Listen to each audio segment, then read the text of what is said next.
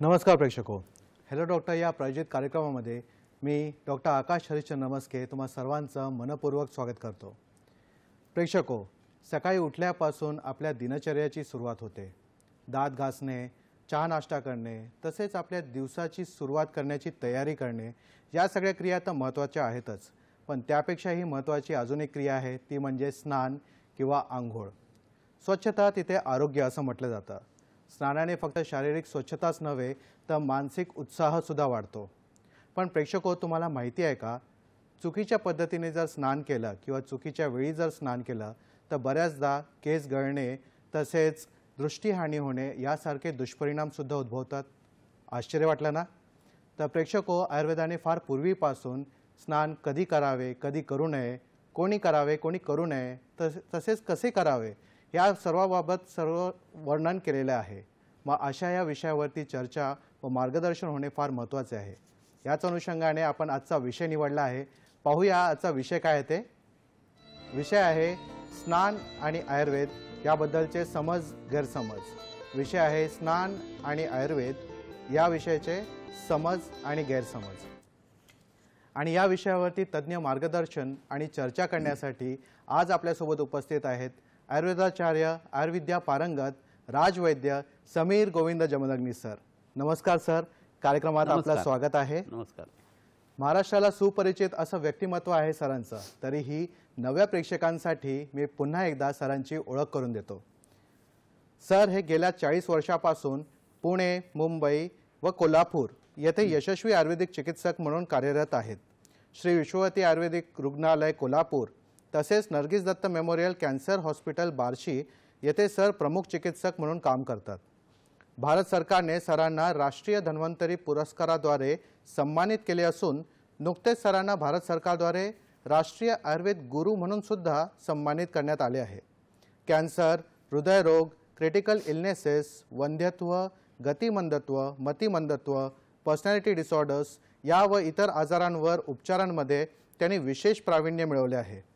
माननीय राष्ट्रपती व इतर अनेक मान्यवर जसे मराठी व हिंदी चित्रपट सृष्टीतील कलाकार, साहित्य, क्रीडा, राजकीय व सामाजिक क्षेत्रातील अनेक नामवंत व्यक्तींचे मानद चिकित्सक म्हणून सरांची ख्याती आहे.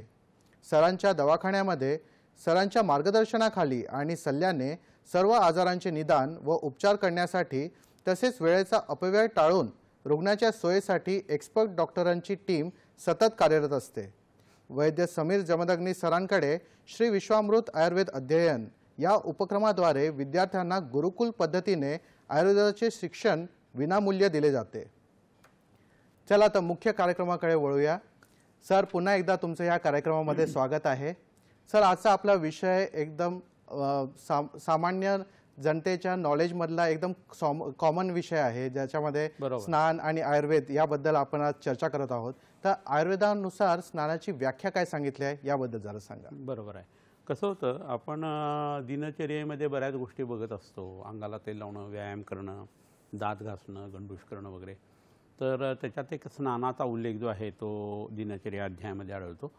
बऱ्याच पंचकर्माच्या संदर्भात वगैरे अनेक ठिकाणी स्नानाचा उल्लेख जो आहे तो आलेला आहे. परंतु स्नान ॲज अ ट्रीटमेंट आणि ॲज अ रोगाचं कारण असं बघणं खूप गरजेचं असतं. म्हणून हा विषय आपण निवडलेला आहे. आणि लोकांना त्याच्याविषयीची फारशी माहिती नसते. आंघोळ जर करायची आहे तर फक्त पाण्याने अंग धुवायचं एवढंच फक्त डोक्यामध्ये असतं. तर असं होतं की कोणताही पाण्यासारखा द्रव पदार्थ किंवा पाणी हे डोक्यावरून अंगावरून घेऊन अंग धुणं आणि त्याचा परिणाम जो आहे तो शरीरावरती आणि मनावरती घेणं, हा जो भाग आहे ना तो स्नानाच्या व्याख्येच्या हिशोबाने आपल्याला सांगता येतो. त्याचा शरीरावरती आणि मनावरचा परिणाम जो आहे ना तो दोन्ही धरायला पाहिजे. फक्त शरीरावरचा असं तो धरायचा नाही आहे. स्नानाचा हेतू काय आहे असं जर बघितलं तर मग आपल्या मनामध्ये दोन भाग यायला पाहिजेत. एक म्हणजे शरीराची स्वच्छता, निर्जंतुकपणा शरीराचा जो आहे तो, आणि त्याच्याबरोबरीनं आपल्या शरीरातला जो मळ आहे, घामाच्या संबंधातले आणि त्वचेवरचे जे कोंडा वगैरे आहे किंवा बाहेरून बसलेल्या ज्या गोष्टी आहेत किंवा तेलकटपणा आहे तो काढण्यासाठी म्हणून आपण खरं म्हणजे स्नान करत असतो. आणि हा एक भाग लक्षात घेतला की त्याचा परिणाम जो आहे तो मनावरती येणं हे सहज शक्य आहे. याचं कारण का, मनावरती का परिणाम येतो, तर त्वचा किंवा स्पर्शनेंद्रिय हे वाताचं म्हणून सांगितलेलं आहे. आणि या वाताचं कंट्रोल जे आहे ना ते कोणाच्या हातात आहे, वात कशावरती कंट्रोल करतो तर मनावरती कंट्रोल करतो. वायुस्तंत्र यंत्रधर हा असं म्हटलेलं आहे. प्रवर्तक चेष्टानाम उच्चवचानाम नियंता प्रणेताचे मनसा असं म्हटलेलं आहे. आणि ते स्पर्शनेंद्रिय जे आहे ते आपलं वाताचं एक स्थान म्हणून बघितलं जातं. तर ज्यावेळेला अंगावरती पाणी पडतं आणि त्याच्यात वेगवेगळे गुणधर्म जर आपण लावले गेले त्या पाण्याचे किंवा वेगवेगळ्या पद्धतीची जी स्नानं आहेत ती जर आपण बघायला सुरुवात केली ना तर मग आपल्या लक्षात येईल की ह्याचं औषध म्हणून सुद्धा आपल्याला वापर करून घेता येत असतो. आणि काही आजारामध्ये आंघोळ केल्यानंतर उत्पन्न होणारे जे परिणाम आहेत ते एवढे भयानक असू शकतात की त्यावेळेला पाणी अंगाला न लावणं हेच उपयोगी पडतं. ओघामध्ये आपण हा विषय नंतर बघणार आहोत. तर आपला हा हेतू स्पष्ट झाला. आता साधनेला बसला आहे एखादा माणूस तर त्याचं शरीर जर स्वच्छ असेल तर मनाचं पावित्र्य जे आहे आल्हाद जो आहे तो त्याला प्राप्त झाल्यानंतर मग त्याची साधनासुद्धा चांगली होणार आहे. तर आध्यात्मिक महत्त्वसुद्धा त्याला खूप मोठ्या प्रमाणावरती आहे. आणि शरीराची ग्लानी जी आहे ते नष्ट होणं, सत्वगुणाचा उत्कर्ष होणं, तमोगुण जो आहे तो कमी होणं, हा सगळा भाग जो आहे तो पुन्हा त्यातनं मिळत असतो. हा एक वेगळा हिशोब झाला. आता स्नानाचे जर प्रकार आपण बघायचे ठरवले ना तर त्याच्यामध्ये असं आपल्याला जाणवतं बऱ्याच वेळेला की आपण आधुनिक शास्त्राच्या पद्धतीने काही प्रकार जे आहेत ना ते बघू शकतो आणि आधुनिक आयुर्वेदाच्या पद्धतीने सांगितलेले प्रकार जे आहेत ते बघू शकतो. तर पहिले आयुर्वेदिक जे प्रकार आहेत ना ते बघणं खूप गरजेचं आहे. आता गरम पाण्याने स्नान, गार पाण्याने स्नान हा एक प्रकार जो आहे तो तुम्हाला लक्षात येऊ शकतो आणि तो आपण नेहमी वापरतसुद्धा असतो ऋतूनुसार. परंतु धुली स्नानसुद्धा सांगितलेलं आहे. धुळीचं स्नान आणि एस्पेशली गाईच्या खुराची जी उडालेली धूळ आहे ती अंगावरती घेणं, भस्म स्नान म्हणून सांगितलेलं आहे. संपूर्ण अंगाला भस्म लावणं याचा एक वेगळा परिणाम येतो. भस्म फक्त अंगाला पट्टे लावणं हा एक भाग आहे तोही खूप वेगळा आणि चांगला आहे. सांध्यांच्या ठिकाणी असं तेजाने उत्कर्षित असलेलं असं प्रकरण जर लावलं तर संधिवात, आमवात हे आजार जे आहे ते कमी व्हायला मदत होत असते. संपूर्ण अंगाला हे लावलं गेलं तर आपल्या शरीरातला स्थूलपणा कमी येणं, अग्नीचं संरक्षण होणं वगैरे इतरही गोष्टी त्यामध्ये मिळत असतात. जंतूंपासून संरक्षण वगैरे. वायुस्नान म्हणून सांगितलेलं आहे. म्हणजे वायूच्या झोतामध्ये जर एखादी व्यक्ती उभा राहायला सुरुवात केली तर त्याच्या शरीरामध्ये कोरडेपणा जो आहे तो चांगल्या पद्धतीने येऊ शकतो. स्थूल लोकांना आणि कफ प्रकृतीच्या लोकांना हे उपयोगी पडतं. चेहऱ्यावरती फक्त एकाच बाजूला वाऱ्याचा फटका बसलेला आहे आणि बसमधून जाताना खिडकी उघडी ठेवली आणि तोंड वाकडं झाले आणि अर्दित नावाचा आजार झालेला आहे असंही होऊ शकतं. म्हणजे वायुस्नानाचा त्राससुद्धा तुम्हाला होऊ शकतो. अग्निस्नान नावाचा एक प्रकार सांगितलेला आहे आणि तो लहान मुलांसाठी अतिशय उपयोगी पडतो. निरंजन घ्यायचं आणि त्यात काही आयुर्वेदिक औषधी वनस्पती या ग्रहांसाठी आणि जंतूंसाठी सांगितलेल्या त्या ठेवून त्यांनी जर रोज संध्याकाळी 5 ते 11च्या दरम्यान ओवाळ आरती केली त्या मुलाची तर त्या मुलांचं लक्ष त्या ज्योतीकडे जायला लागतं. तेजाकडे जाणं जे आहे ना त्याच्यातून आय कॉन्टॅक्ट वाढायला लागतो. आय कॉन्टॅक्ट वाढला की मज्जा धातू जो आहे ब्रेनचा तो डोळासुद्धा मज्जेतच आहे. तो कॉन्टॅक्ट सुधारायला करण्यानं कॉन्व्हर्सेशन स्किल त्याचं वाढायला लागतं. बोलणं सुधारतं. कॉग्निशन जे आहे ते चांगलं व्हायला लागतं. आणि लहान आतड्यात पित्तधरा कला जिथं आहे तिथंच मज्जाधरा कला असल्याकारणानं त्यांची भूक चांगली व्हायला लागते आणि ऑटिस्टिक बेबीमध्ये त्याचा जबरदस्त फायदा होतो. पाण्याचं स्नान चाललेलं आहे पण ही वेगळी स्नानं आयुर्वेदाने सांगितलेली जी आहे ती लक्षात घेणं खूप गरजेचं आहे म्हणून हा विषय आपण नेहमी बघतो आहे. तर दुधाचं स्नान हे तुम्हाला सगळ्यांना माहिती आहे. देवाला आपण पंचगव्याचं स्नान घालतो किंवा पंचामृताचं घालतो. तर तसं आपण माणसांनी जर ते केलं तर त्याचे विविक्षित फायदे होत असतात. ते सुद्धा आपल्याला बघणं क्रमप्राप्त आहे आणि तसं ते बघायला हवं. सिद्ध स्नान असतं त्याच्यामध्ये काय होतं पाणी जे आहे त्याच्यामध्ये आयुर्वेदिक वनस्पती घालून ते सिद्ध करून नंतर ते वापरणं अशी एक प्रक्रिया जी असते ती होत असते. ह्याच्याबरोबरीनं आणखी जी स्नानं आहेत ना त्याच्यामध्ये शब्द स्नानसुद्धा सांगितलेलं आहे. आकाशाचा शब्द ही तन्मात्रा सांगितलेली आहे. तर वेगवेगळी कंपनं आणि आवाज किंवा म्युझिक्स वगैरे जे आहेत ना याचा परिणाम जो आहे तो आपण संपूर्ण शरीरावर घेतला तर ते एक वेगळ्या पद्धतीचे स्नान जे आहे ना ते सुद्धा सांगितलं गेलेलं आहे. असेच मग आधुनिक शास्त्राचे जे प्रकार आहेत त्याच्यामध्ये टब बाथ घेणं असा एक प्रकार आहे. आम्ही त्याला अवगाव स्वेद असं म्हणतो. आयुर्वेदात सुद्धा त्याचा उल्लेख आहे. परिषेक म्हणजे धारा धरणं किंवा परिषेक वरून शॉवर वगैरे जसं असतो ना तसंच हे प्रकरण जे आहे ते आयुर्वेदात काही विविक्षित अवयवांसाठी केलं जातं. पुन्हा विविक्षित स्थानावरती स्नान असा एक प्रकार असतो. म्हणजे पाणी किंवा औषधाची धारा ठराविक पद्धतीने घेणं असा एक प्रकार असतो. एप्सम सॉल्ट तुम्हाला सगळ्यांना माहीत असेल. MgSO4 हा फॉर्म्युलेशन असलेला जो मॅग्नेशियम सल्फेट नावाचा एप्सम सॉल्ट म्हणून घटक आहे तो पाण्यात टाकून त्याचं स्नान जर केलं गेलं तर त्यातलं मॅग्नेशियम शरीरामध्ये गेल्यानंतर वेदनांचा नाश करतं. त्याच्याबरोबर ते मज्जा तंतूंचा शामक असा प्रभाव जो आहे ना तो त्यावरती येत असतो. त्याने स्ट्रेस कमी होते आणि माफक प्रमाणात ते केल्यानंतर त्वचा जी आहे ती मऊसुद्धा पडत असते. अँटी इन्फ्लेमेटरी ॲक्शन त्याची खूप चांगली आहे. तर हे एक उत्तम स्नान आहे, पण वैद्याच्या देखरेखीखाली करणं हे खूप चांगलं असतं.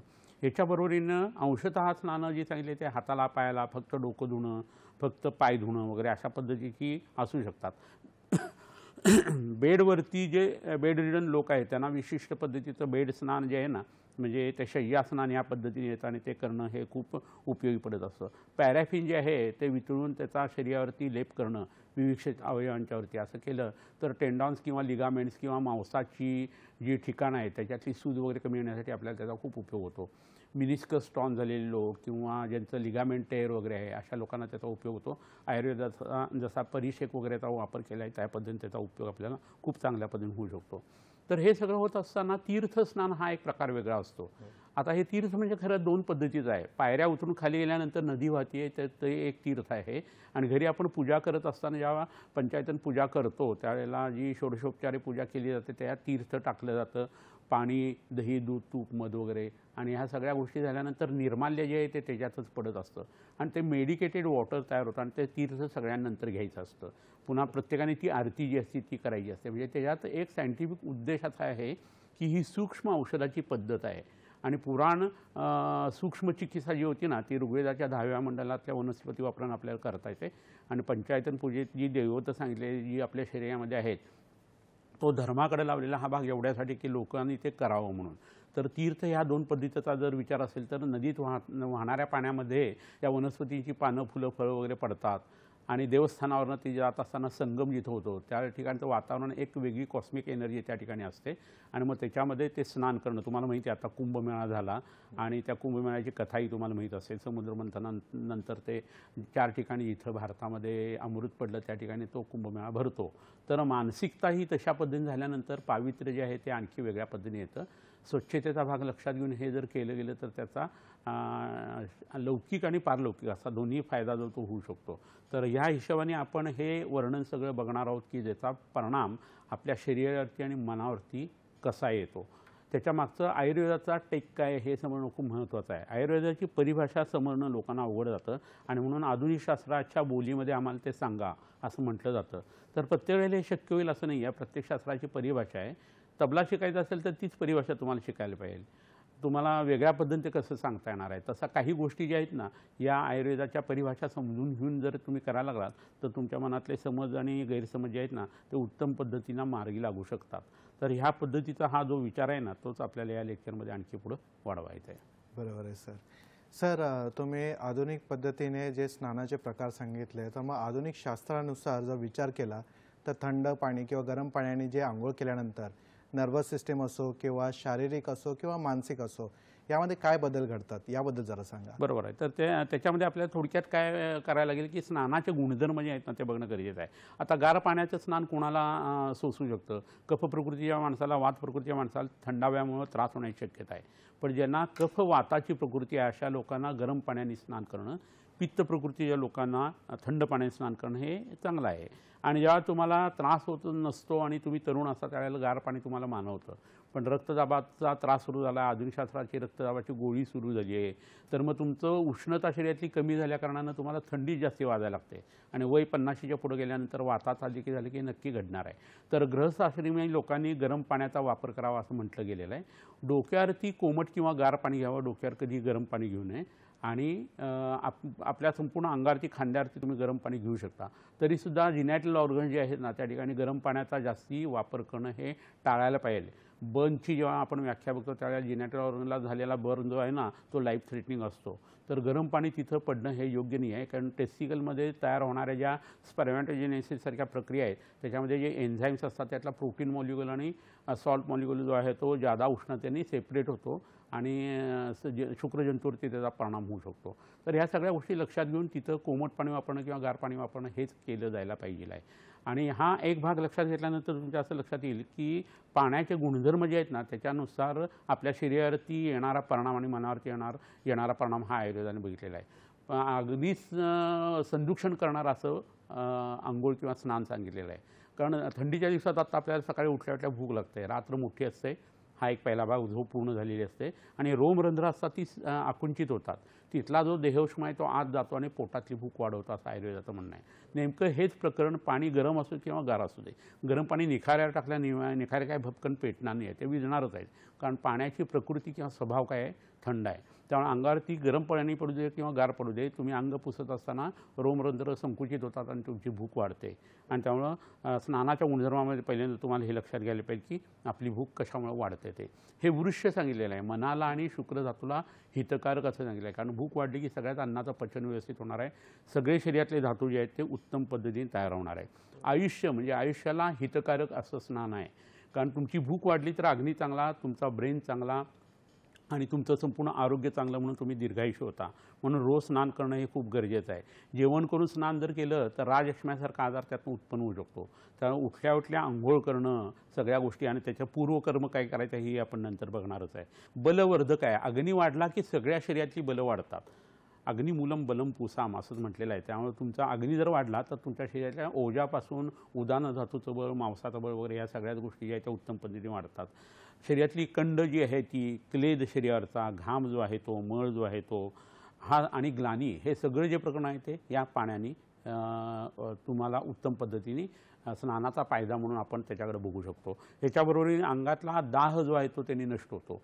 पापनाशक असा याचा परिणाम सांगितलेला आहे. त्याचा पाप पुण्याशी काही फारसा संबंध लावू नये माणसानी, पण पॅथोजन जे आहेत अंगावरती वाढणारे हे उत्तम पद्धतीने या पाण्याने जे आहे ते धुतले जातात आणि तुमच्या शरीरात संसर्ग होण्याची प्रक्रिया जी ती कमी होते. ऋग्वेदामध्ये असं म्हणणं आहे त्यांचं की केसांच्या मुळाशी पाप राहतं आणि त्यामुळं घरी कोण गेल्यानंतर जे केशवपन केलं जातं त्याच्यामागं हाच उद्देश असतो की अंगारच्या केसाच्या मुळाशी राहिलेला इन्फेक्टिव्ह फोकसने जर तो माणूस गेलेला असेल तर ते इन्फेक्शन लोकांना लागू नये हा त्याच्यामागचा उद्देश हेतू असतो. आणि स्नान तर त्याच्यानंतर सांगितलेलंच आहे. एवढंच नव्हे तर त्या प्रेतालाही स्नान घालायला सांगितलेलं आहे आपल्या संस्कृतीमध्ये. असं जर असेल तर ते पापनाशन हा परिणाम जो आहे ना तो इन्फेक्शनच्या हिशोबाने बघणं खूप गरजेचं आहे. दुःस्वप्नांचा विनाश होतो. म्हणजे वाईट स्वप्न जर पडलेली असतील रात्री त्याचं फळ मिळत नाही कारण सकाळी तुम्ही आंघोळ केलेली असते, असं एक धर्मशास्त्रानुसारचं प्रकरण आहे. ह्याच्यावर तुम्ही जाईच्या पानांचा जर चूर्णांचा दाताला लावण्यासाठी प्रयोग केला तर वाईट स्वप्न पडणं बंद होतं असंही आहे.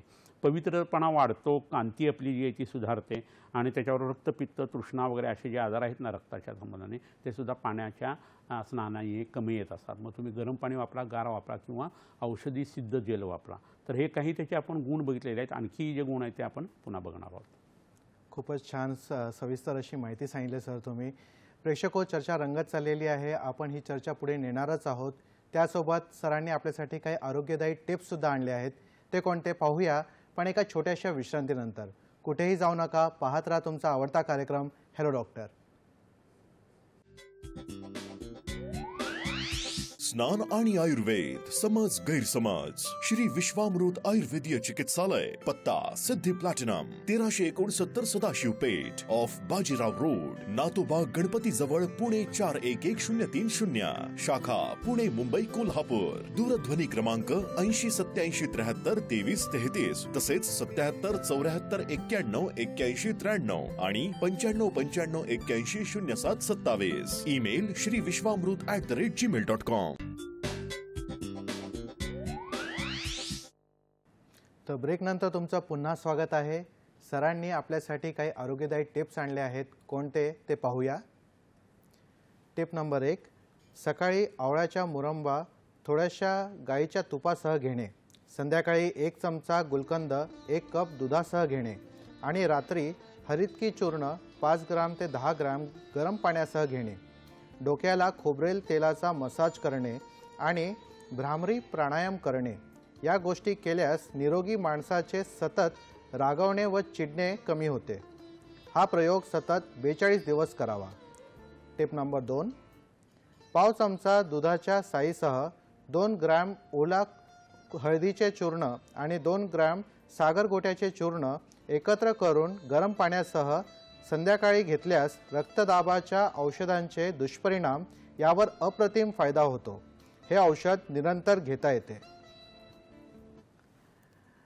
सर, ब्रेकवरती जायच्या आधी आपण स्नानाचे गुणधर्माबद्दल सांगत होतात, तर त्यासोबतच स्नानाचे पूर्वकर्म, प्रधान कर्म, पश्चात कर्म काय काय आहे हेही सांगा आणि स्नान कोणी करू नये, कोणासाठी वर्ज्य आहे, याबद्दल जरा सांगा. बरोबर आहे. आता कसं होतं, स्नान करत असताना एकटं असल्या कारणानं आपली जी एकांत मिळणं हा प्रकार जो आहे ना, तो उत्तम पद्धतीने होतो. त्यामुळे स्वतःची काळजी घेण्याची भावना जी आहे ना, ती स्नानाच्या वेळेला वाढणं हे अगदी सहज शक्य आहे. स्ट्रेस, टेन्शन, एन्झायटी असलेल्या लोकांची ती एन्झायटी किंवा स्ट्रेस, टेन्शन हे सुद्धा स्नानाच्या सहाय्याने खूप उत्तम पद्धतीने कमी होतं असं लक्षात येतं. बऱ्याच वेळा असं होतं की आपण परदेशात जातो आणि खूप प्रवास झाल्यानंतर आपल्याला जेटलॅग लागतो आणि मग तिथं गेल्यानंतर काय करायचं समजत नाही, 1.5, 2, 3 दिवस वाया जातात असं होतं. तर तिथं गेल्यानंतर खोल्या वगैरे सगळ्या पडदे वगैरे बंद करून अंधार करायचा. पहिले ना अंघोळ जी आहे ती अंगाला तेल लावून मस्तपैकी करायची आणि नंतर येऊन बेडवरती झोपायचं.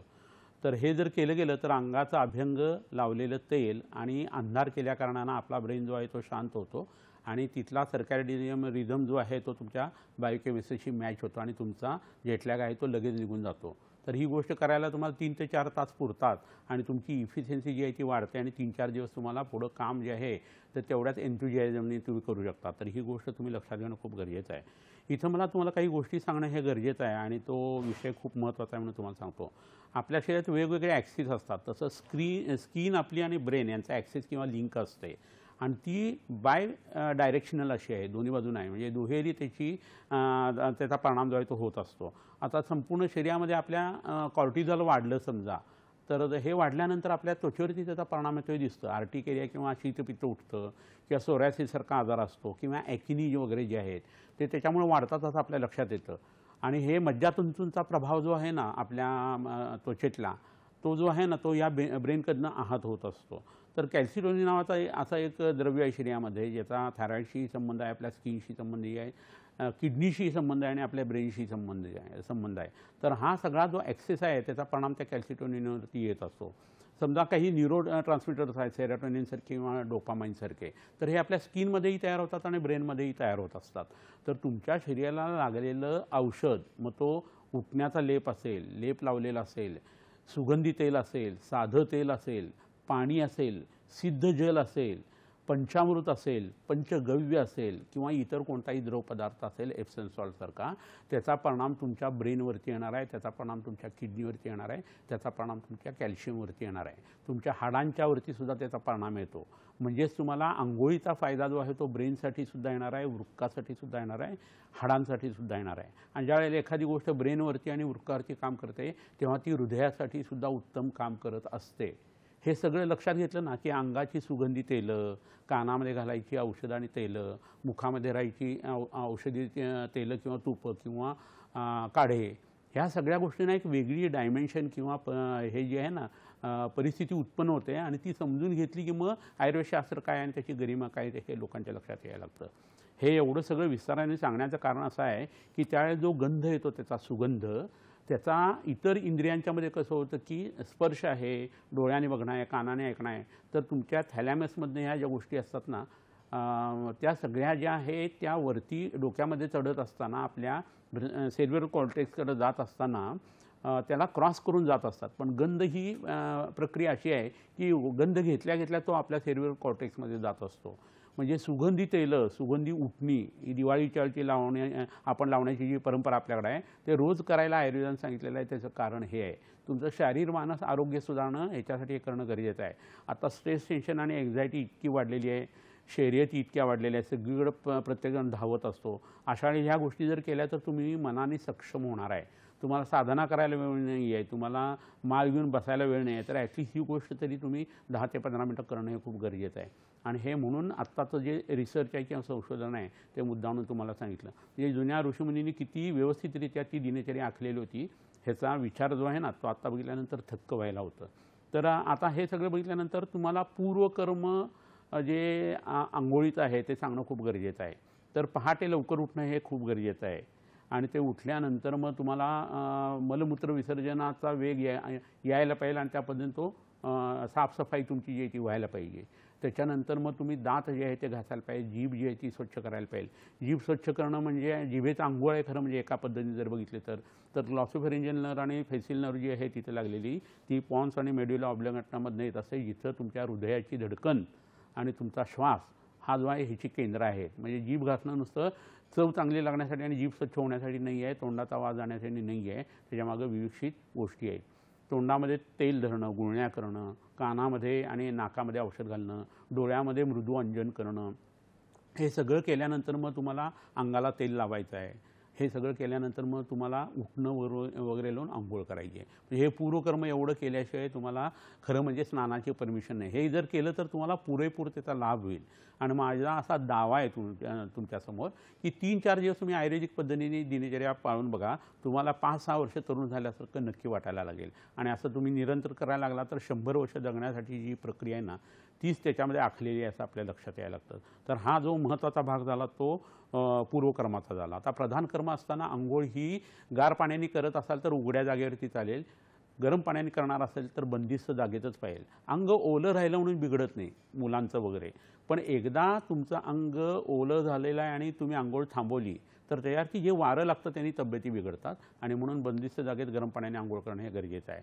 डोक्यावरती पहिल्यांदा पाणी घेणं हे गरजेचं आहे, कारण डोकं हे हीट सेंटर आहे, आपले हातपाय हे हीट सेंटर आहे, आपलं नाभीचं ठिकाण हे हीट सेंटर आहे. तर डोकं ओलं करून नंतर तुमची अंघोळ व्हायला पाहिजे. डोक्यावरती नेहमी कोमट किंवा गारच पाणी पडायला पाहिजे. डोक्यावरती पाणी घातलेलं आहे, अंगावरती घेतलेलं आहे, तर बेंबीच्या खाली हात धरायचा आणि तिथं पाणी साचवायचं, तर नाभीवरती त्याचा चांगला परिणाम येतो. पाय हे तेजाचे सांगितलेले म्हणून नंतर पाय जे आहे ते धुणं हे गरजेचं आहे. पण हे सगळं करताना धर्मशास्त्र असं म्हणतं की जलदेवतेला तुम्ही आवाहन करा, त्याची प्रार्थना करा. तर ज्या वेळेला आपण ह्या प्रार्थना करतो तेव्हा आपण छोटे होतो. एक मोठं ऑल माहिती कोणतरी आहे हे आपल्या मनामध्ये येतं आणि धाकटं झालं की सगळं मिळतं असं माऊली म्हणते. जय जगा धाकुटे होई दे तै जवळीक माझी असं म्हटलेलं आहे. तर तुम्ही जर लहान होऊन ह्या गोष्टी करायला लागला तर त्याचा 100% फायदा जो आहे ना तो तुम्हाला मिळायला लागतो. नतमस्तक झालं ना की सगळ्या गोष्टी मिळतात, तसंच हे प्रकरण आहे. आणि हे करत असताना लहान मुलांना आंघोळ घालत असताना मगाशी सांगितलं तसं आंघोळ झाल्यानंतर त्यांना लगेच कोरडं करणं हे बाथरूममध्येच गरजेचं आहे. त्यावेळेला एक्झॉस्ट फॅन लावणं किंवा खिडक्या उघड्या ठेवणं हे योग्य नाही आहे. स्त्रियांनी केस बांधून किंवा वेणी बांधूनच आंघोळ करायला सांगितलेलं आहे. आता ते बॉय कट किंवा मशरूम कट असल्यानं त्यांना काही प्रॉब्लेम नाही, पुरुषांसारखं त्यांना डोक्यानं आंघोळ करता येते. पण हे सगळं होत असताना पाळीचे 4 दिवस स्वच्छता पाळायची पण आंघोळ करायची नाही आहे. कारण त्यावेळेला गर्भाशयात वुंडेड आहे आणि त्यावेळेला तुम्ही आंघोळ करताना त्याचा परिणाम जर इन्फेक्शनमध्ये त्याचं परिवर्तन झालं आणि स्त्रियांचा मूत्रमार्ग हा शॉर्ट आणि ब्रॉड असतो आणि त्याच्यामुळे त्यांची इन्फेक्शन पटकन होतात आणि पाळीचा मार्ग, युरिनचा मार्ग आणि शौचाचा मार्ग जवळजवळ असल्याकारणे त्यांना त्रास होऊ शकतो. आणि असा वारंवार त्रास व्हायला लागला तर मग त्यातनं PCO सारखे त्राससुद्धा त्यांना होऊ शकतात. त्यामुळे 4 दिवस स्वच्छता पाळायची पण आंघोळ करायची नाही असा आदेश आहे. आता हे प्रकरण जसं स्त्रियांच्या बाबतीत सांगितलेलं आहे तसंच इतर ज्या प्रधान कर्मातल्या गोष्टी आहेत ना तेही आपण बघू. मला वाटतं एक फोन येतो आहे, आपण तो अटेंड करूया.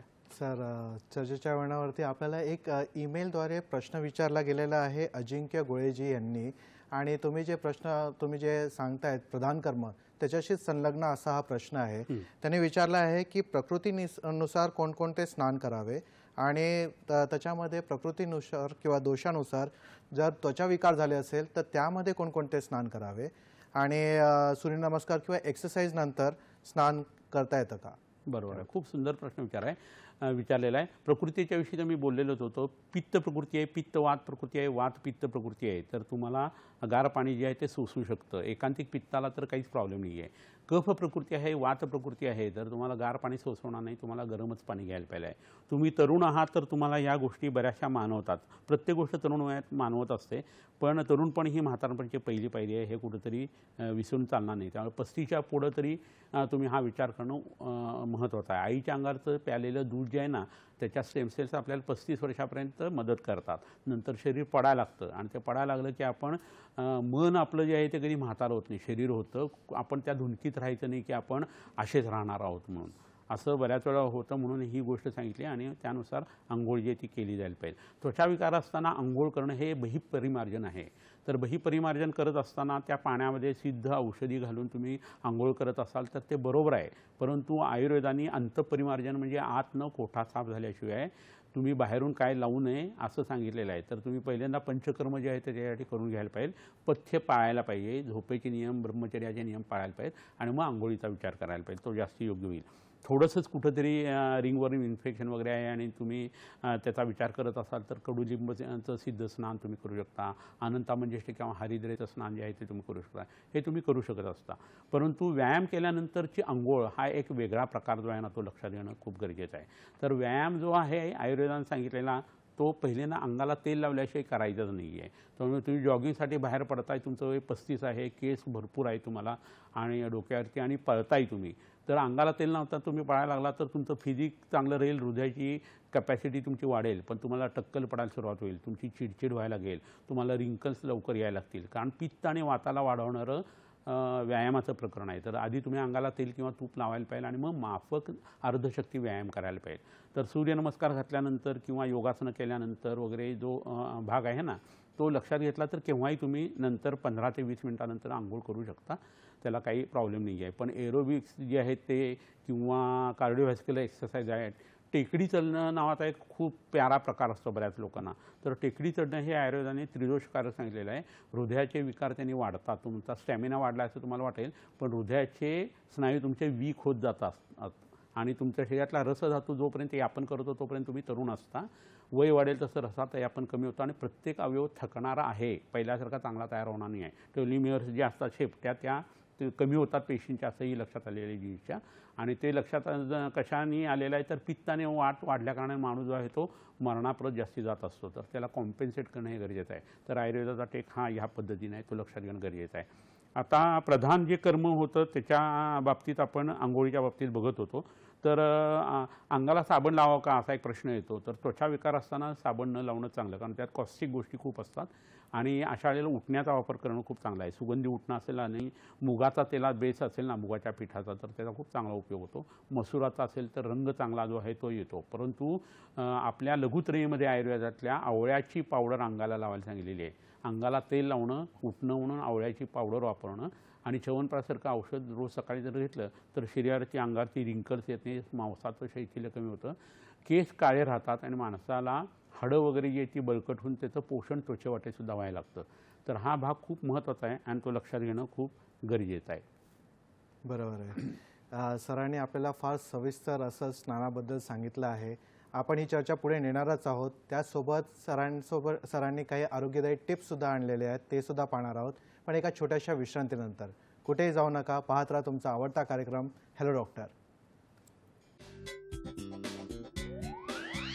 स्नान आणि आयुर्वेद, समज गैरसमज. श्री विश्वामृत आयुर्वेदीय चिकित्सालय, पत्ता Siddhi platinum 1369 Sadashiv Peth off Bajirao road, Natobag Ganpati जवळ, पुणे 411030. शाखा पुणे, मुंबई, कोल्हापूर. दूरध्वनी क्रमांक 8087732333 तसेच 77 74 91 81 93 आणि 95 95 81 0727. Email shriVishwamrut@gmail.com.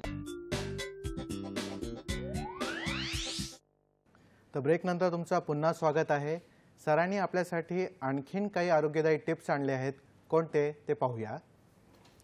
Tip number 3. मधुमेहासाठी कोणत्याही पॅथीचे औषध चालू असताना सकाळी रिकाम्या पोटी 2 ग्रॅम ओल्या हळदीचे पावडर आणि 2 ग्रॅम आमलकीचे पावडर या दोघांचे रस देखील घेता येतात. एकत्र करून पाण्यासह सेवन करावे. मधुमेहातून उत्पन्न होणारे उपद्रव जसे की अंधत्व, किडनी फेलियर, हृदरोग, मज्जातंतूचे विकार हे होण्याची शक्यता आणि तीव्रतासुद्धा कमी होते. हे निरंतर घेता येण्यासारखे औषध आहे. Tip number 4. वयवर्ष 35 ते 60 पर्यंतच्या गुडघेदुखीच्या रुग्णांना दिवसातून 3 वेळा 20-20 ग्रॅम ओले खोबरे खाण्यास द्यावे. हा प्रयोग सतत 2 महिने करावा. याने गुडघ्यादुखीचा त्रास कमी होण्यास मदत होते. सर, ब्रेकवर जायच्या आधी तुम्ही पूर्वकर्म आणि प्रधान कर्म सांगितले आहेत स्नानाचे. आता पश्चात्कर्म याबद्दल सांगा. तसेच हे कोणासाठी वर्ज्य आहे, स्नान कोणासाठी वर्ज्य आहे याबद्दलही सांगा. बरोबर आहे. कसं होतं, प्रधान कर्म जे आहे ते आणि पश्चात्कर्म हे आपण जे आहे ते एकत्र बघूया. आता असं होतं की पूर्ण उघडं होऊन, शरीर उघडं ठेवून आंघोळ करणं हे आयुर्वेदाने वर्ज्य सांगितलेलं आहे, धर्मशास्त्राने वर्ज्य सांगितलेलं आहे. अंगावरती काही कपडे हवेत असं सांगितलेलं आहे. सचैल स्नान ज्याला म्हणतो ना आपण, कपड्यासहित. तर कपड्यासहित संपूर्ण स्नान करणं हे फारसं योग्य नाही. अलक्ष्मी त्यांनी येते असं म्हटलं जातं. आणि अलक्ष्मी म्हणजे काय, पैशाशी त्याचा संबंध नाही आहे. शरीराची लक्ष्मी म्हणजे काय तर ऑटोइम्युन सिस्टीम आपली जी आहे, इम्युनो सिस्टीम जी आहे ती चांगली राहणं आणि व्याधी प्रतिकारशक्ती म्हणजे लक्ष्मी आहे.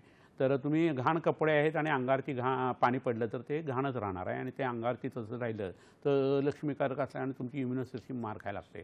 टॉन्सिल्सला, ॲडिनॉइड्सना, लिव्हर, स्प्लीन, तुमची त्वचा, मेदधातू वगैरे सगळ्यावरती त्याचा वाईट परिणाम येऊ शकतो. तर माफक कपडे घालून अंगावरती स्नान करणं हे खूप महत्त्वाचं आहे. अंग पूर्णतः स्वच्छ करण्यासाठी बसून अंघोळ करणं हे कधीही चांगलं आहे उभ्याने करण्यापेक्षा. शॉवर डोक्यावरती घेऊन अंघोळ करण्याची पद्धत ही चांगली आहे, मेंदूला सुखावं अशी ती आहे. परंतु या सगळ्या गोष्टीचं तारतम्य जे आहे ते पाळणं खूप गरजेचं आहे. अंघोळ खूप वेळ करतायत असं व्हायला नाही पाहिजे. OCDचे लोक जे असतात, ऑब्सेसिव्ह कंपल्सिव्ह डिसऑर्डरचे, त्यांना 28 बादल्या 30 बादल्या पाणी, साबणाच्या 2 वड्या आणि एकदा बाथरूममध्ये गेल्यानंतर 4-4 तास त्यांची अंघोळ चालते. तर हे अतिशय अयोग्य आहे. खूप भयानक हा प्रकार असतो OCDचा आणि त्यात प्रीफ्रंटल लोबवरचं कॉर्डेट न्यूक्लियसचं जे कंट्रोल आहे ते जातं आणि गृहिणी या आजाराशी आणि उन्माद अपस्माराशी संबंधित हे दुखणं आहे. लाँग रनमध्ये किडनी फेल्युअरकडे हे पेशंट झुकत असतात. तर त्याची ट्रीटमेंट आयुर्वेदिक पद्धतीने करायला पाहिजे. स्नानाशी संबंधित हा विचार आहे म्हणून मुद्दामून सांगितलं. 30 मिनिटापेक्षा जास्ती स्नान होऊ नये, 30 मिनिटापर्यंत व्हावं तर त्याचा शारीर-मानस परिणाम जो आहे तो खूप चांगला होतो. पाण्यामध्ये खूप खेळणं, पोहणं खूप वेळ वगैरे हा जो भाग असतो ना तो लिमिटमध्ये होणं हे तेवढ्यासाठीच गरजेचं आहे. कारण शेवटी पाण्याचा शीत गुणधर्म जो आहे ना तो शरीरातला कफ आणि वाताला बिघडवतो आणि कफवातात्मक आजार जर व्हायला लागले तर ते खूप त्रासदायक असतात. श्लेष्म वाताभ्याम ग्रंथीसन्निभम असं म्हटलेलं आहे. कफ आणि वात शरीरात वाढायला लागले की शरीरात गाठीसुद्धा उत्पन्न होऊ शकतात. हे कुठंतरी व्यवधान आपलं असणं हे खूप गरजेचं असतं. तर आता स्नान कुणी करावं आणि कुणी करू नये याच्याविषयीचं आयुर्वेदाचं जे मत आहे ते खूप वेगळं आणि उत्तम पद्धतीने सांगितलं गेलेलं असं आहे. तर शारीर आणि मानस थकवा जो असतो, क्लम आणि श्रम आपण ज्याला म्हणतो ना, तो जर घालवायचा असेल ना तर त्या व्यक्तीने स्नान करणं गरजेचं आहे. ज्याला रक्त पित्ताशी संबंधित, उष्णतेशी संबंधित आजार आहेत, ज्याला सारखी तहान लागते, ज्याला दाह किंवा अंगाची आग होते, सगळीकडं हातापायांची आग होते, डोळ्यांची आग होते, अशा लोकांना अंघोळ करणं हे गरजेचं आहे. अंघोळ करावी वाटायला पाहिजे त्यावेळेला अंघोळ करायचा आदेश आहे. हे तुम्ही सकाळी उठला आणि कोणतरी मारून उठकून तुम्हाला लहान मुलांना जसं अंघोळ घातली जाते ना असं करणं योग्य नाही आहे. तुमच्या शरीरामध्ये आदल्या दिवशीचं अन्न जर पचलेलं नसेल ना तर आम नावाचा एक पदार्थ राहतो. तो कफसदृश्य असतो, थंड असतो, चिकट असतो, स्त्यान आणि पिच्छिल असतो. तर त्या माणसाला उत्साह नाही वाटत आणि रसवस्रोताची जमीन आपलं त्वचा आहे, रसे आपली श्लेष्म होतं असं म्हटलेलं आहे. तर तुम्हाला उत्साह नसताना तुम्ही आंघोळ केली तर तुम्हाला भोगावं लागतं. तर त्यामुळे कोणतरी म्हणतं म्हणून आंघोळीला असं व्हायला नाही पाहिजे. त्यासाठी रात्री लवकर झोपायला पाहिजे. रात्रीचं अन्न जे आहे ते आणि झोप ह्याच्यामध्ये 3 तासाचं अंतर पाहिजे आणि हलकं अन्न खायला जायला पाहिजे. तुम्ही एक कायम लक्षातच ठेवा, कोणताही आजार असू दे, काहीही असू दे, तुम्ही अर्धशक्ती व्यायाम करा आणि भुकेपेक्षा 4 घास कमी खा तर तुम्हाला डॉक्टर आणि वैद्यांची तोंडं बघायला लागणार नाहीत. हे अगदी नक्की आहे. तसाच हा भाग आहे म्हणून मुद्दामून तुम्हाला हे सांगितलं. ज्याला एखाद्या व्यक्तीला उष्णतेशी संबंधित आपण जसं त्रास म्हटलं तसं आपल्या शरीरामध्ये त्वचाविकार आहेत आणि ते वाढत आहेत आणि अस्वच्छतेमुळे वाढत आहेत तर तुम्हाला नक्की स्नान हे केलं जायला पाहिजे. ज्याला खूप ग्लानी येते, अंगाला खास सुटते आहे, अशा लोकांना नक्की अंघोळ करणं हे गरजेचं आहे. प्रत्येक व्यक्तीने सकाळी लवकर उठून अंघोळ करणं हे गरजेचं आहे. त्रिकाल संध्या नावाचा प्रकार पूर्वीच्या काळी असायचा. ज्यावेळेला सूर्योदय होतो 12 वाजताची वेळ दुपारची असते आणि संध्याकाळची असते त्यावेळेला आपल्या इडा पिंगला या नाड्या ज्या आहेत ना त्या सुषुम्नामध्ये जायला लागतात, श्वास आपला जायला लागतो. अशा 3 वेळेला साधना करायला सांगितलेली आहे. आणि सुषुम्ना ही अशी एकच गतिमान नाडी आहे जी ऊर्ध्वगामी आहे आणि शारीरिक आणि मानसिक आदिव्याधी नष्ट करणारी आहे, मोक्ष देणारी असं सांगितलेली आहे. ह्याला धार्मिक कंगोरासुद्धा आहे परंतु 3 वेळा स्नान करण्याची पद्धत म्हणून होती आणि मग साधनेला बसणं हा प्रकार केला जायचा. तर 3 वेळा साधना तुम्ही आंघोळ करणं हे क्रमप्राप्त आहे. ज्यांना ते जमणार आहे त्यांनी ते करावं. ॲटलिस्ट सकाळी उठल्यानंतर ते स्नान कसं करावं हे आपण आत्ता बघितलं. आता हे स्नान कुणी करू नये हे बघणंसुद्धा खूप गरजेचं आहे. तर जलोदराचे लोक जे असतात किंवा सुजेचे जे लोक असतात त्यांच्यामध्ये वॉटर रिटेन्शन आहे. अशा लोकांना आंघोळीच्या पाण्याने गरम जरी असलं तरी नंतर सूज वाढण्याची शक्यता असते. जलोदरामध्ये तर आम्ही पाणीसुद्धा पिऊन देत नाही, फक्त दुधावरती ठेवून गोमूत्राचे औषध देतो आणि शौचाच्या मार्गावाटे ते पाणी काढत असतो. अशा वेळेला अंगाला पाणी लागणं हे खूप त्रासदायक आहे. मगाशी एक गोष्ट सांगायची राहिली ती म्हणजे कावीळ असलेल्या प्रत्येक व्यक्तीने आंघोळ करणं किंवा स्पंजिंग करणं हे औषध आहे, हे तुम्ही लक्षात घ्या. त्यामुळे यकृताचा संबंधित आजार आहे आणि अंग पिवळं पडायला लागले, कावीळ आहे, तर आंघोळ इटसेल्फ इज अ मेडिकेशन. ते त्यावेळेला होणं खूप गरजेचं आहे. अंगात ताप आहे, थंडी वाजते आहे, नाक वाहतं आहे, खोकला आहे, सर्दी खूप आहे, अशा वेळेला आंघोळ करणं हे योग्य नाही आहे. अन्न आपल्या पोटातलं जे आहे ते पचलेलं नाही आणि अजीर्ण झालेलं आहे तर मगाशी सांगितलं तसं आंघोळ ही वर्ज्य आहे. आता नुकताच जेवलेलं आणि आंघोळ जी चालला आहे तर सगळा रक्तप्रवाह जो आहे तो आतड्याकडे गेलेला असतो आणि मेंदूकडचा रक्तप्रवाहसुद्धा थोडासा कमी झालेला असतो. अशा वेळी जर तुम्ही अंघोळ करायला लागलात आणि एकदम गार पाणी जर लागला तर त्याचा परिणाम जो आहे तो शॉकमध्ये तो पेशंट जाणं, चक्कर येणं, ग्लानी येणं असं होऊ शकतं. आणि वारंवार जर तुम्ही जेवून अंघोळ करायला लागलात तर तो विरुद्ध क्रम असल्याकारणाने तुम्हाला आमवातासारखा आजार होतो आणि आमवातामध्ये बऱ्याच वेळेला हृदयाच्या झडपा ज्या आहेत त्या खराब होतात. त्यामुळं अंघोळ ही जेवल्यानंतर कधी करू नये, नाश्त्यानंतर करू नये. उठल्यानंतर पहिल्यांदा मलमूत्र विसर्जन झालं आणि अंग जरा हलकं झालं की प्राणायामाचा थोडासा अभ्यास केला की तुम्हाला टवटवीतपणा येईल आणि मग तुम्ही शरीराचा टवटवीतपणा आणि मनाचा एकत्रित मिळण्यासाठी स्नान करू शकता. तर हा जो भाग आहे तो खूप महत्त्वाचा आहे. ज्याचं पोट फुगलेलं आहे, ज्याला कानाशी संबंधित आजार आहेत, ज्याला डोळ्याशी संबंधित आजार आहेत, ज्याला घशाशी संबंधित खूप मोठे आजार आहेत, ज्याला पिनस म्हणजे खूप दिवसाची जुनी सर्दी आहे तर त्याला वास वगैरे येत नाही, त्याला पिनस म्हटलं जातं. तर हा आजार असतानासुद्धा तुम्ही अंघोळ जी आहे ना ती रोजच्या रोज नाही करायला पाहिजे किंवा अशिरस्क स्नान खांद्यानं करायला पाहिजे. आपल्या नाकामधला तो आजार लवकर बरा करून घेणं हे गरजेचं असतं. रक्तातून मांस तयार होतानाचा जो मळ आहे तो म्हणजे नाकातला सिंगाणक किंवा शेंबूड आहे. तर नाकामध्ये मॅनिफेस्टेशन ऑफ डिसीज आहे सिक्रेट लाईज इन लिव्हर. तर लिव्हर फंक्शन ॲक्टिवेट केलं आयुर्वेदिक औषधांनी की नाकातली सर्दी जाते आणि तुम्ही रोज अंघोळीचा आनंद घेऊ शकता. तर हा एक महत्त्वाचा भाग जो आहे तो लक्षात घेणं गरजेचं आहे. तीव्र हृदरोग आहे, मोठ्या मोठ्या जखमा आहेत तुमच्या अंगावरती, प्रचंड पंडुरोग किंवा अंगातलं रक्त कमी आहे, तर अशा वेळेला तुम्हाला स्नान रोज करणं हे भयावह होऊ शकतं, त्रासदायक होऊ शकतं. तर ते तुम्ही टाळणं हे खूप गरजेचं आहे. याच्याबरोबरही इतर ज्या गोष्टी आहेत त्याच्यामध्ये असं होतं की नुकतंच जेवल्यानंतर जसं हे प्रकरण सांगितलेलं आहे ना तसं खूप व्यायाम झालेला आहे आणि लगेच येऊन अंघोळीच्या खाली शॉवरखाली उभा राहिलेला आहे.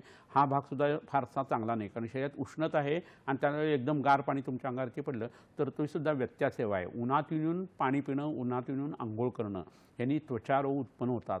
सोरायसिससारखा आजार जो आहे तो झपाट्याने याच्यामध्ये वाढतो असं लक्षात यायला लागतं.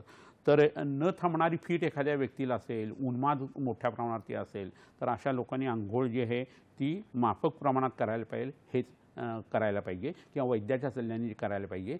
एक दिवसाआड करणं, आठवड्यातून 2 वेळा करणं, परंतु स्वच्छता पाळणं किंवा स्पंजिंग करणं असा भाग जर तुम्ही त्यावेळेला केला तर त्याचा उपयोग होऊ शकतो. फारच अप्रतिम अशी माहिती सांगितली सर आपण स्नानाबद्दल. प्रेक्षको, आपल्याला माहितीच आहे की सर आपल्यासाठी औषधी वनस्पतीसुद्धा आणतात. ते कोणते वनस्पती आहे ते जाणून घेऊया, पण एका छोट्याशा विश्रांतीनंतर. कुठेही जाऊ नका, पाहत राहा तुमचा आवडता कार्यक्रम हॅलो डॉक्टर. स्नान आणि आयुर्वेद समज गैरसमज श्री विश्वामृत आयुर्वेदीय चिकित्सालय पत्ता Siddhi platinum 1369 Sadashiv Peth off Bajirao road Natoba Ganpati जवळ पुणे 411030 शाखा पुणे मुंबई कोल्हापूर. दूरध्वनी क्रमांक 8087732333 तसेच 7774919193 आणि 9595810727. ईमेल श्रीविश्वामृत@gmail.com. तर ब्रेक नंतर तुमचं पुन्हा स्वागत आहे. आज आपण चर्चा करत आहोत स्नान आणि आयुर्वेद याबाबत.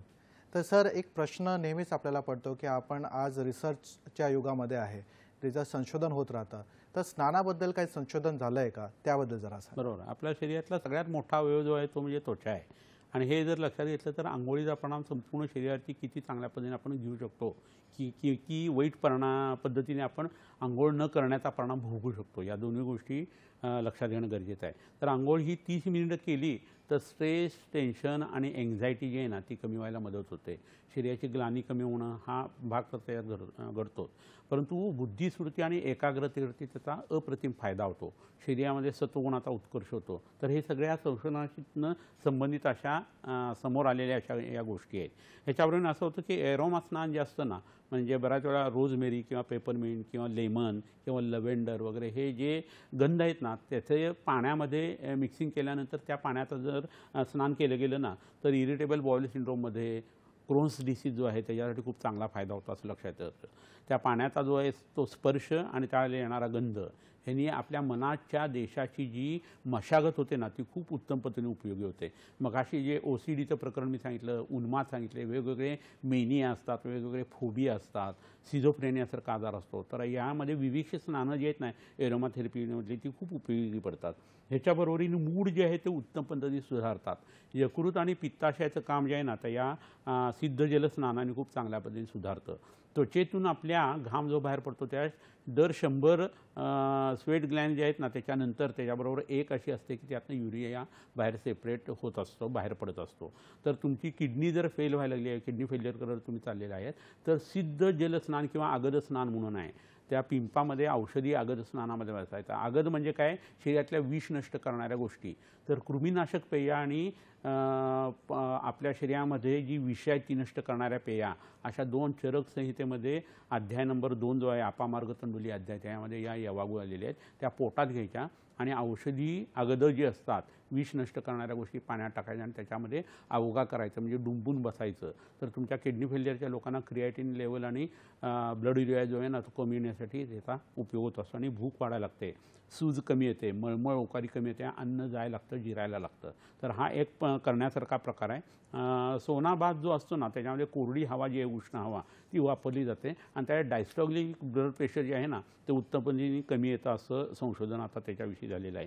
सूर्यस्नान जे आहे किंवा अग्निस्नान मगाशी सांगितलं आहे, त्या अग्निस्नानाचा परिणाम जो आहे तो ऑटिझम आणि मतिमंदत्वासाठी खूप जबरदस्त येतो असं लक्षात येतं. जे लो एनर्जी लोक आहेत, म्हणजे ज्यांच्याकडे बघितल्यानंतर आपला उत्साह कमी होतो, इतके जे पेल झालेले लोक असतात ना त्यांना अग्निस्नानामध्ये, निरंजनामध्ये औषधी वनस्पती घालून, त्याच्यात चूर्ण घालून, कापूर पेटून त्यांनी ओवाळणं, याने तुमचा ऑरा जो आहे ना तो खूप चांगल्या पद्धतीने शुद्ध होत असतो. तुम्ही म्हणाल हे असं कसं काय शक्य आहे, तर तुमचं शरीर हे पंचमहाभूतातून तयार झालेलं आहे. तुमच्या शरीरात 74% जे आहे ते पाणी आहे, अग्नितत्वही आहे, आकाशतत्वही आहे, वायुतत्वही आहे. तर तुम्हाला हा विचार करणं खूप गरजेचं आहे. तर हा संशोधनाचा भाग आहे. व्हिटॅमिन डी तुमच्या शरीरातलं उत्तम तयार होतं. अग्निस्नानाचा परिणाम ऑटिझमसाठी चांगल्या पद्धतीने येतो. ह्याच्याबरोबरीनं तुमच्या शरीराची आतडी जी आहे ती सक्षम व्हायला लागतात. कॅल्शियम आणि फॉस्फरसचं जे ॲब्सॉर्प्शन आहे ते सुद्धा खूप चांगल्या पद्धतीने व्हायला लागतं. तर हे रिझल्ट जे आहेत ना ते प्रत्यक्ष वापरल्यानंतर लक्षात येणारे आहेत आणि आम्ही आमच्या प्रॅक्टिसमध्ये सगळे वैद्य लोक ते वापरत असतो. जी थेरपी जी आहे त्याचाही असाच उपयोग होतो. मनाची अवस्था सुधारते, ब्लड प्रेशर कमी येण्यासाठी त्याचा उत्तम उपयोग होतो, निद्रानाश नष्ट होतो. आता इथं काही वनस्पती आणलेल्या आहेत त्या आपण बघूया की ज्याचा सिद्ध जलाचा परिणाम जो आहे तो तुमच्या शरीरावरती उत्तम येत असतो.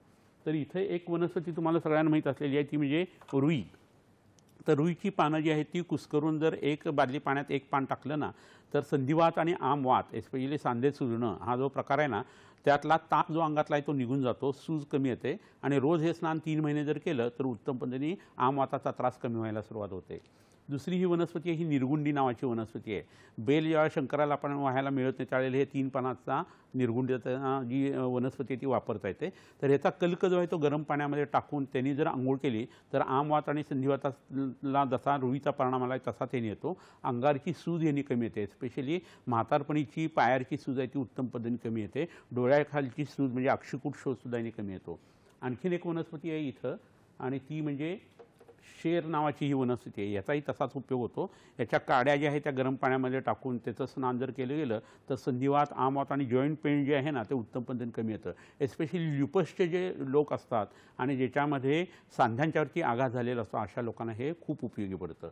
दुसरी वनस्पती ही दुर्वा.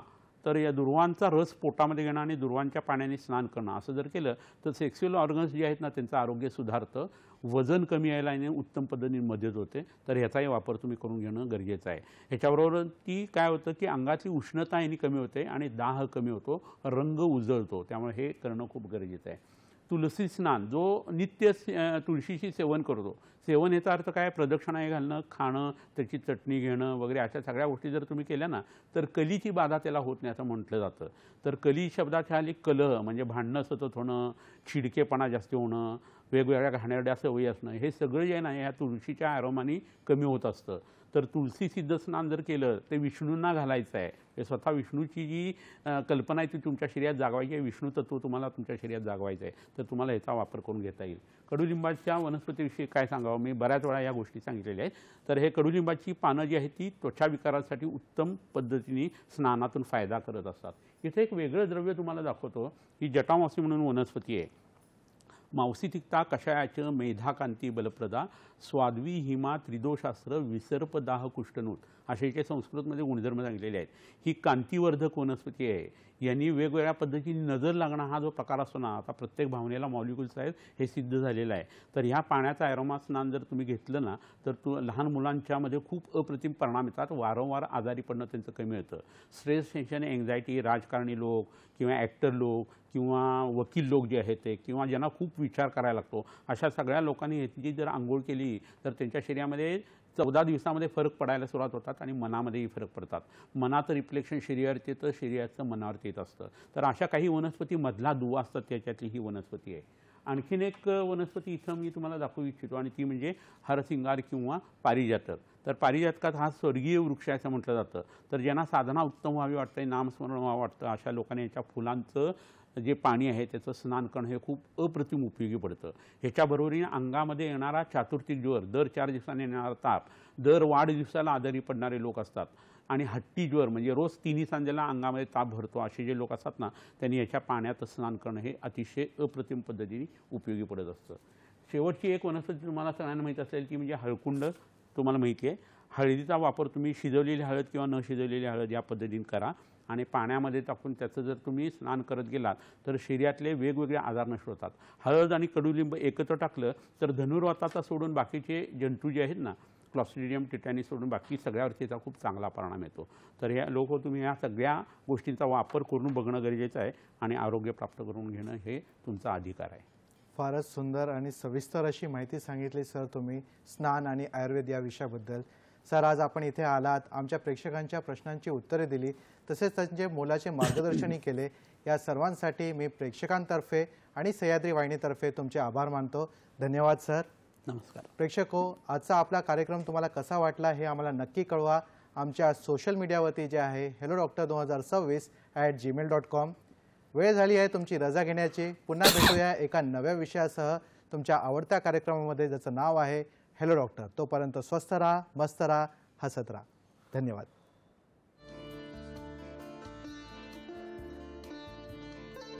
स्नान आणि आयुर्वेद, समज गैरसमज. श्री विश्वामृत आयुर्वेदीय चिकित्सालय, पत्ता Siddhi platinum, 1369 Sadashiv Peth, off Bajirao road, Natobag Ganpati जवळ, पुणे 411030. शाखा पुणे, मुंबई, कोल्हापूर. दूरध्वनी क्रमांक 8087732333, तसेच 7774919193 आणि 9595810727. ईमेल श्रीविश्वामृत@gmail.com.